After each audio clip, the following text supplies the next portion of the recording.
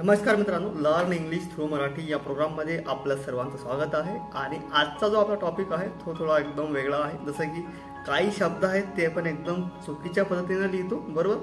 तर कधी कधी आपण ते एक शब्द असेल तर त्याला आपण दोन भागामध्ये लिहितो, किंवा दोन भागामध्ये असेल तर त्याला आपण एकत्र करून लिहितो, बरोबर। तर असे काही शब्द आहेत तर ते आपल्याला आज बघायचे आहेत। तर सुरुवात करूया, चला। तर सुरुवात करूया। बघा, आता जो आपला टॉपिक आहे तो आपण 3 भागामध्ये डिवाइड केलेला आहे, बरोबर। त्याचा जो आपला आजचा पार्ट आहे तो काय आहे, पार्ट 1, आलं लक्षात। तर सुरुवात करूया। बघा, आता आपण करेक्ट आणि इनकरेक्ट हे दोन शब्द कसे, म्हणजे हे दोन जे आपले टेबल आहेत ते आपण असे डिवाइड केलेले आहेत, आलं लक्षामध्ये। जे करेक्ट आहे ते एका बाजूला आणि इनकरेक्ट आहे जे आपण चुकीच्या पद्धतीने लिहितो ते दुसऱ्या बाजूला, आलं लक्षात। जसं की बघा, आता पहिला शब्द का आहे, एनी हाऊ, का आहे एनी हाऊ, हा झाला करेक्ट वे, बरोबर। हा काय झाला, करेक्ट वे, म्हणजे याच पद्धतीने आपल्याला लिहायचा असतो, आलं लक्षामध्ये। पण आपण चुकीच्या पद्धतीने कसा होईल, जसं की आता आपण एनी हाऊ, एनी वेगळा लिहिला आणि हाऊ काय लिहिला, वेगळा लिहिला, आलं लक्षामध्ये। हे काय झालं, त्याचा इनकरेक्ट वे, म्हणजे काय, चुकीची पद्धत, आलं लक्षात। नेक्स्ट आहे एनीथिंग। एनीथिंग कसा आहे, एकदम करेक्ट आहे, बरोबर। पण याला आपण चुकीचं कसं लिहितो, कधी कधी एनी वेगळा आणि थिंग वेगळा, हे काय झालं त्याचं चुकीचं पद्धत, आलं लक्षात। नेक्स्ट आहे ऑलमोस्ट। का आहे, ऑलमोस्ट। ऑलमोस्ट का आहे, करेक्ट। इनकरेक्ट कसा होईल, ऑल वेगळा आणि मोस्ट वेगळा, बरोबर। ऑल आपण वेगळा लिहिला आणि मोस्ट कसा लिहिला, वेगळा लिहिला, हे झाला त्याचा इनकरेक्ट वे, हे आपल्याला लिहायचं नाही आहे, आलं लक्षात। नेक्स्ट आहे एव्हरीवेअर। एव्हरीवेअर काय झाला, करेक्ट झाला। आणि एव्हरी वेगळा लिहिणं आणि फेअर वेगळा लिहिणं हे काय झालं, चुकीची पद्धत झाली, आलं लक्षात।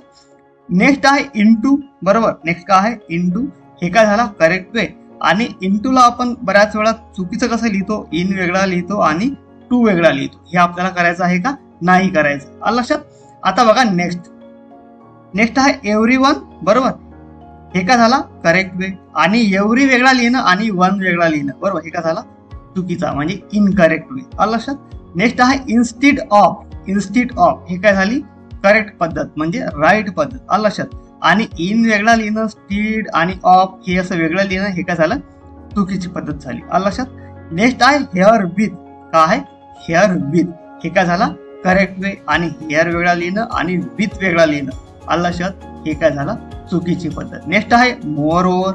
हे काय आहे, करेक्ट। आणि इनकरेक्ट कसा होईल, मोर वेगळा आणि ओव्हर वेगळा, आलं लक्षात। नेक्स्ट आहे नो व्हेअर।